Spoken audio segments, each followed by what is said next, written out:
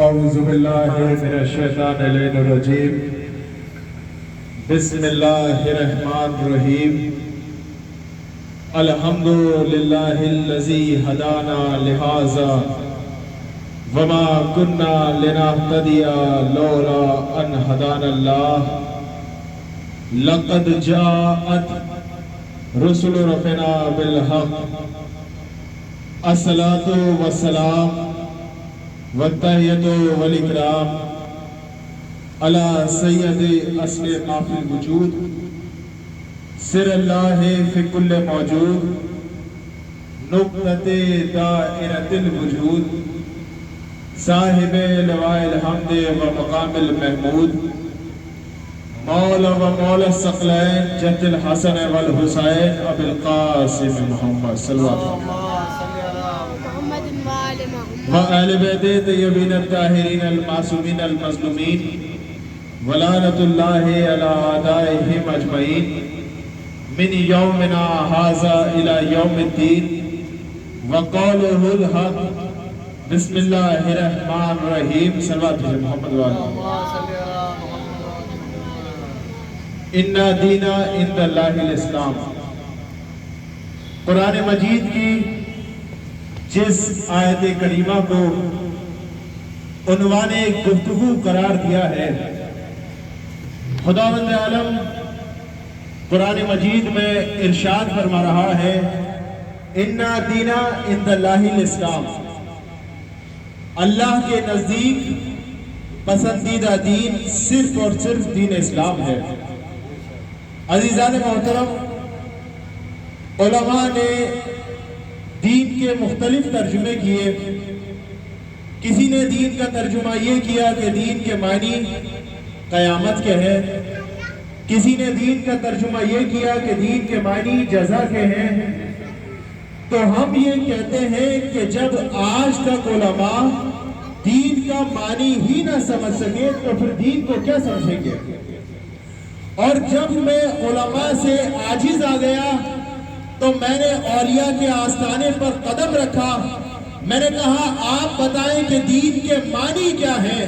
تو خواجہ اجمیری پکارے شاہ است حسین بادشاہ است حسین دی است حسین دی پناہ است حسین اور سرداد نداد دست در دست یزید حقا کے بنا لا الہ است حسین۔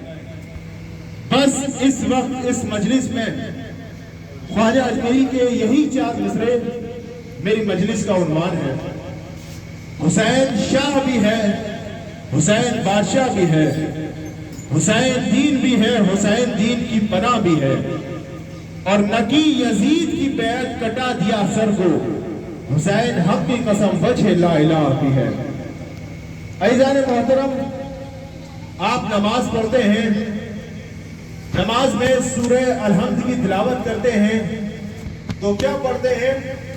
اعوذ باللہ من الشیطان الرجیم بسم اللہ الرحمن الرحیم الحمدللہ رب العالمین الرحمن الرحیم مالک یوم الدین، یعنی دین کے دن کا مالک۔ اور خواجہ اجمیری کہہ رہے ہیں کہ دین ہے حسین، تو اس کے معنی یہ ہے کہ جس دن ساری کائنات اللہ کی قیادت میں یوم حسین منائے گی اس دن کو قیامت کہتے ہیں۔ اور عزیزان محترم، پھر لوگوں نے یہ کہنا شروع کیا کہ یہ خواجہ اجمیری کے چار مصرے نہیں ہیں، یہ صرف ان سے منسوخ کر دیے گئے ہیں۔ خواجہ اجمیری کے دیوان میں ان چار مصروں کا کہیں تذکرہ نہیں ملتا۔ آج سے تقریباً 15-20 سال پہلے میرٹھ میں ایک حسین ڈے ہوا جس میں دنیا کے بڑے بڑے علماء نے شرکت کی، شیعہ علماء نے بھی شرکت کی، اہل حضرت علماء نے بھی شرکت کی۔ اسی میں ایک پولیٹیکل لیڈر نے بھی شرکت کی۔ تو اس اسٹیج کے پیچھے بینر پر خواجہ اجمیری کے یہی چار مصرے لکھے ہوئے تھے، شاہ است حسین بادشاہ است حسین دی است حسین دی پناہ است حسین۔ تو جب اس پولیٹیکل لیڈر نے تقریر کی تو کہا کہ مجھے حسین کی عظمت سے انکار نہیں ہے اور دنیا کا کوئی شخص حسین کی عظمت سے انکار نہیں کر سکتا، لیکن یہ جو 4 مصرے لکھے ہوئے ہیں یہ خواجہ اجمیری کے نہیں ہیں، یہ صرف ان سے منسوب کر دیے گئے ہیں۔ خواجہ اجمیری کے دیوان میں ان 4 مصروں کا کہیں تذکرہ نہیں ملتا۔ تو جب میرے بابا مولانا احمد رضا شکارپوری نے تقریر کی تو کہا کہ میرے بھائی آپ میری بات ذرا سن کر جائیے گا، آپ یہی تو کہتے ہیں نا کہ یہ 4 مصرے خواجہ اجمیری کے نہیں ہیں، یہ صرف ان سے منسوب کر دیے گئے ہیں۔ خواجہ اجمیری کے دیوان میں ان 4 مصروں کا کہیں تذکرہ نہیں ملتا۔ تو یاد رکھنا، اگر خواجہ اجمیری حسین کی شان میں یہ 4 مصرے نہ لکھتے تو حسین کی عظمت میں کوئی کمی نہ آ جاتی، اور اگر یہ 4 مصرے لکھ دیے تو حسین کی عظمت میں کوئی اضافہ نہیں ہو گیا۔ آپ یہی تو کہتے ہیں نا کہ یہ 4 مصرے خواجہ اجمیری کے نہیں ہیں، یہ صرف ان سے منسوب کر دیے گئے ہیں۔ تو یاد رکھنا، پوری کائنات میں اگر خواجہ اجمیری پہچانے جاتے ہیں تو انہی 4 مصروں سے پہچانے جاتے ہیں۔ صلوات بھیجیں۔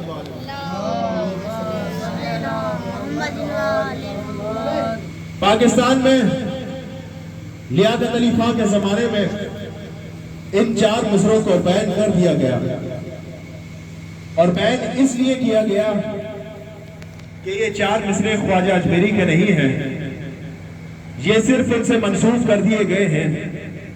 خواجہ اجمیری کے دیوان میں ان 4 مصروں کا کہیں تذکرہ نہیں ملتا، اگر نہیں بھی ہیں تو بھی بین کرنے کے کیا معنی؟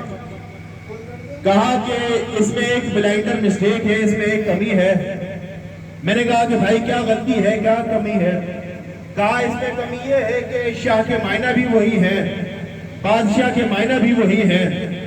تو یہ تو ایسے ہوا کہ کوئی یہ کہے شجر کے پیڑ کے نیچے، شجر کے درخت کے نیچے، اور اتنی بڑی غلطی خواجہ اجمیری جیسا عالم دین نہیں کر سکتا، اس لیے یہ 4 مصرے خواجہ اجمیری کے نہیں ہیں۔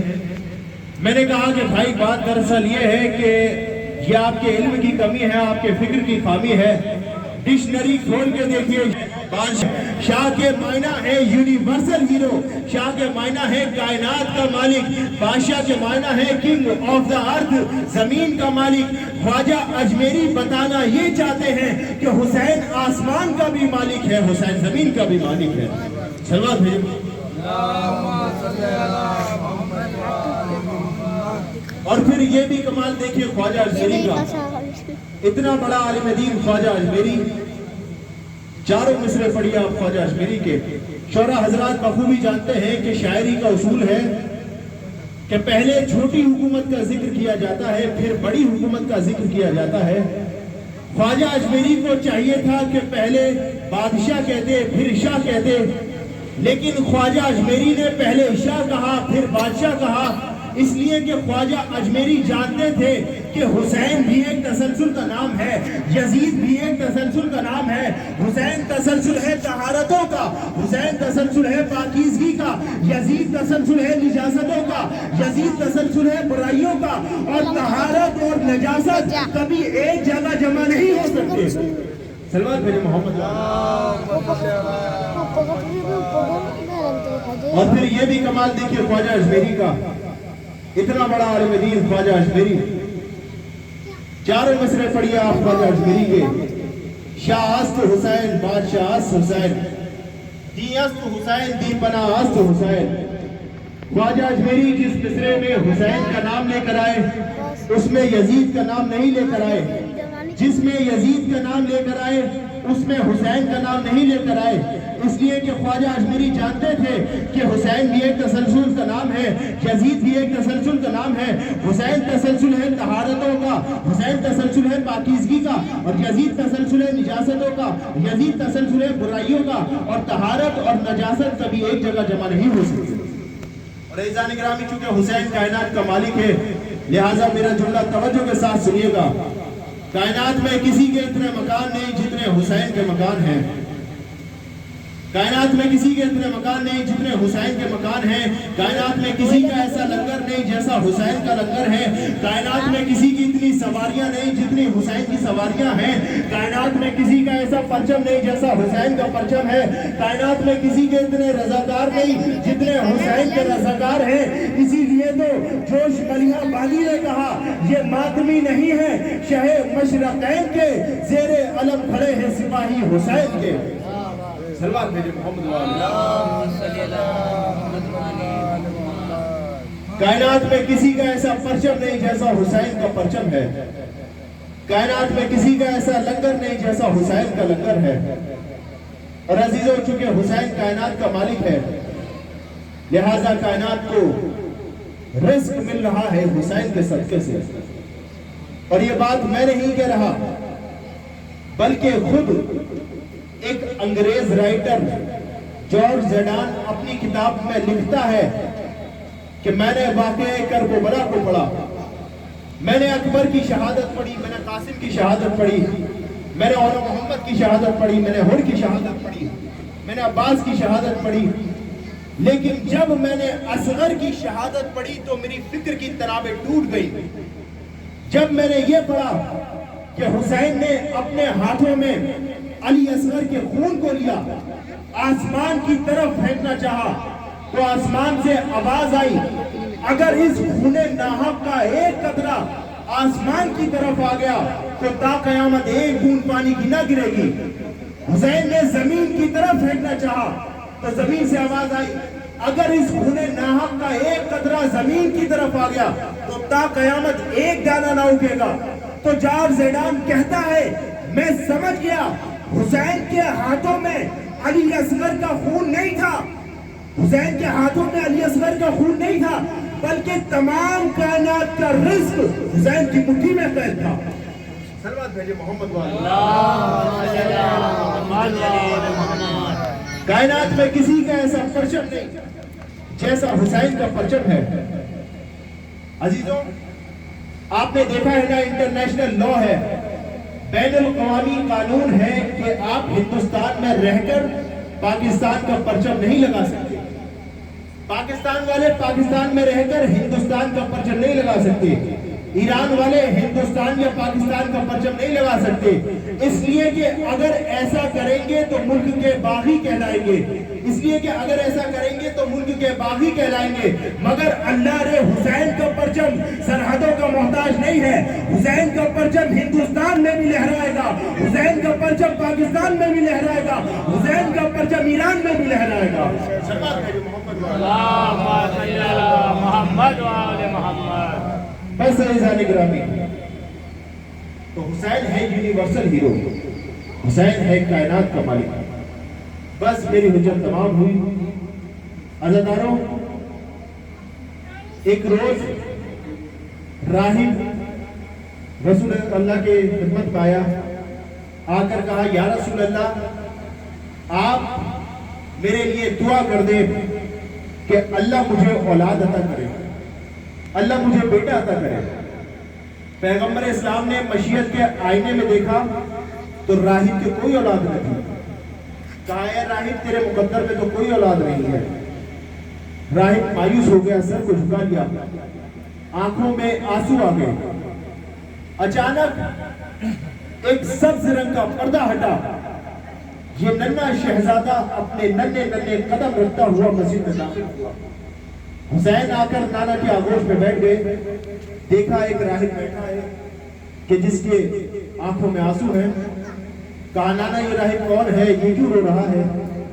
کہا بیٹا حسین یہ راہب ہم سے اپنے لیے اولاد کی دعا کرانے کے لیے آیا تھا، لیکن بیٹا حسین اس راہب کے مقدر میں کوئی اولاد نہیں ہے. امام نے ایک مرتبہ راہب کے چہرے کو دیکھا، کہا نانا ہم نے راہب کو ایک بیٹا عطا کیا. رسول نے کہا کہ بیٹا حسین اس راہب کے مقدر میں ہی کوئی اولاد نہیں ہے. کہا نانا ہم نے راہب کو 2 بیٹے عطا کیے. رسول نے پھر کہا نانا ہم نے راہب کو 3 بیٹے عطا کیے. اسی طرح یہ سلسلہ 7 بیٹوں تک پہنچ گیا. ادھر جبریل امی نازل ہوا، یا رسول اللہ اس راہب کے مقدر میں کوئی اولاد نہ تھی، مگر یا رسول اللہ حسین نے کہہ دیا تو اللہ نے راہب کے مقدر کو بدل کر راہب کے مقدر میں 7 بیٹے عطا کیے. فطرس کو پروپال اسی در سے ملے ہیں اور راہب کو کئی لال اسی در سے ملے ہیں. اب دیکھیے راہب کو بھی کتنا یقین ہے آقا حسین پر کہ شہزادے نے کہا ہے تو مجھے ضرور بیٹا عطا ہوں گے. اب جب راہب چلنے لگا تو راہب نے اپنے ہاتھوں کو بڑا حسین کے قدموں پر رکھا اور کہا کہ شہزادے آپ مجھ سے وعدہ کریں کہ آپ میرے گھر ضرور مہمان آئیں گے. امام نے وعدہ کرا کہ راہب ہم وعدہ کرتے ہیں ہم تیرے گھر ضرور مہمان آئیں گے. راہب چلا گیا. ہم تیرے گھر ضرور مہمان آئیں گے. راہب چلا گیا. اللہ نے راہب کو ایک بیٹا عطا کیا, پھر دوسرا بیٹا عطا کیا, پھر تیسرا بیٹا عطا کیا. اسی طرح اللہ نے راہب کو 7 بیٹے عطا کیے. اب راہب من ہی من بہت خوش کہ آقا حسین نے مجھے 7 بیٹے عطا کیے. راہب روز دیر کی چھت پر چلا جاتا اور آنے والے قافلوں کو دیکھتا کہ شاید میرے آقا کا قافلہ آ رہا ہوگا. راہب کے محل میں اکثر قافلے ٹھہرا کرتے تھے. عزاداروں, جب یہ قافلہ کربلا سے لٹ کر چلا, شہیدوں کے سر نوکے نیزہ پر بلند ہیں, بیویاں کھلے سر ہیں, سید سجاد کے ہاتھوں میں ہتھکڑیاں ہیں, پیروں میں بیڑیاں ہیں, گلے میں توقع خاردار ہے. یہ قافلہ راہب کے دیر میں آ کر ٹھہرا. بیویاں زمین پر بیٹھ گئی, سروں کو رکھ دیا گیا.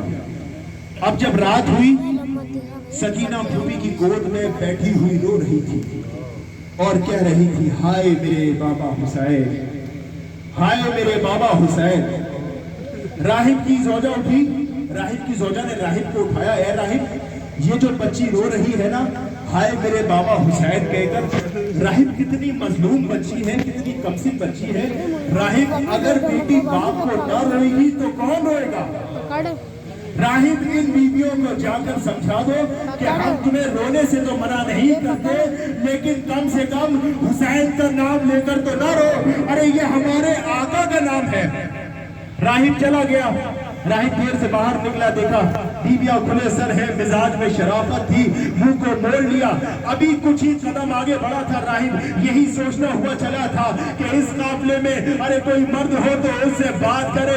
ارے دیکھا ایک جوان کھڑا ہے کہ جس کے ہاتھوں میں ہتھکڑیاں ہیں, ارے پیروں میں بیڑیاں ہیں, گلے میں توقع خاردار ہے, اور جس کے گلے سے خون کا فوارہ جاری ہے. راہب اسی جوان کے پاس جا کر بیٹھ گیا کہ اس جوان کا سجدہ تمام ہو تو ایک کچھ بات کرے. ہاں عزاداروں, امام کا سجدہ تمام ہوا. امام نے سر اٹھایا, دیکھا ایک راہب بیٹھا ہے. کہا اے راہب یہ رات اللہ نے آرام کے لیے بنائی ہے. ارے تو اپنے آرام کے لیے بنائی ہے, تو اپنے بستر پر جا کر آرام کیوں نہیں کرتا؟ کہا اے جوان یہ رات اللہ نے فقط ہمارے لیے ہی نہیں بلکہ تمہارے لیے بھی آرام کے لیے بنائی ہے. ارے لیکن میں دیکھتا ہوں ارے تمہارے قافلے میں کوئی آرام سے ہے ہی نہیں. ارے کوئی سر پیٹتا ہے, ارے کوئی سینہ پیٹتا ہے, ارے کوئی روتا ہے. راہب نے کہا ہے جوان میں آپ کو پہچان تو نہیں پایا, لیکن آپ کے الفاظوں میں اتنا درد ہے کہ مجھے سینہ پیٹنے کو مل جاتا ہے. ارے مجھے آپ بتا دیں کہ آپ کون ہیں. ابھی راہب نے سوال ہی کیا تھا کہ پیچھے سے آواز آئی, راہب تجھے حسین کا سلام, راہب تجھے حسین کا سلام, راہب تجھے حسین کا سلام. اب جو راہب نے پیچھے مڑ کر دیکھا, ارے نوکے نیزہ پر سر بلند ہے, سر کے لب ہل رہے ہیں, سر سے آواز آ رہی ہے, راہب تجھے حسین کا سلام. ہاں عزاداروں, تاریخ لکھتی ہے کہ 10,000 درہم میں راہب نے خولی سے اس سر کو خریدا. سر لے کر راہب دیر کے اندر گیا, ارے پتھر پر جا کر سر کو رکھا, رومال سے سر کو صاف کیا. ابھی سر کو صاف ہی کیا تھا کہ سر سے آواز آئی, راہب اپنی آنکھیں بند کر لے, راہب اپنی آنکھیں بند کر لے. راہب کہتا ہے کہ میں نے سنا ایک ماں اپنے بچے کو چیخے مار مار کر رو رہی ہو اور کہہ رہی ہو اے میرے لال حسین, اے میرے لال حسین, اے میرے لال تجھے اتنی محنت سے پالا تھا, ارے ظالم نے تجھے اتنی بے دردی سے قتل کر دیا. راہب اتنا رویا کہ بے ہوش ہو گیا. عزیزانو آخری مجلس کے راہب اتنا رویا کہ بے ہوش ہو گیا. اب جو ہوش میں آیا دیکھا کوئی نہ تھا, سر رکھا ہوا تھا. راہب دوڑ کر سر کے پاس گیا, ہاتھوں کو جوڑ کر کھڑا ہو گیا. کہا مولا میں بہت خوش نصیب ہوں کہ آپ میرے یہاں مہمان آئے, لیکن مولا میں بہت بد نصیب ہوں کہ میں آپ کی کوئی خدمت نہ کر سکا. ارے کم سے کم ایک گھونٹ پانی بھی نہ پلا سکا. سر سے آواز آئی, راہب تو مجھے پانی پلانا چاہتا ہے؟ کہا ہاں مولا تمنا تو یہی ہے. کہا راہب جا جلدی جا, ایک کوزے میں پانی لے کر آ. راہب دوڑ کر گیا, ایک کوزے میں پانی لے کر آیا. کہا مولا پانی لے آیا. کہا راہب جہاں بیویاں بیٹھی ہیں نا, ارے انہی بیویوں میں میری 4 برس کمسین سکینہ ہے. ارے راہب 7 محرم سے پیاسی ہے. راہب یہ پانی اسے جا کر پلا دے. سجاد نے سر پیٹا, اے راہب پانی واپس لے جا. ارے اسی پانی کے لیے میرا اصغر مارا گیا, اسی پانی کے لیے میرے چچا کے بازو قلم ہوئے, اسی پانی کے لیے میرا چچا مارا گیا. راہب سکینہ مر جائے گی مگر پانی نہ پیے گی.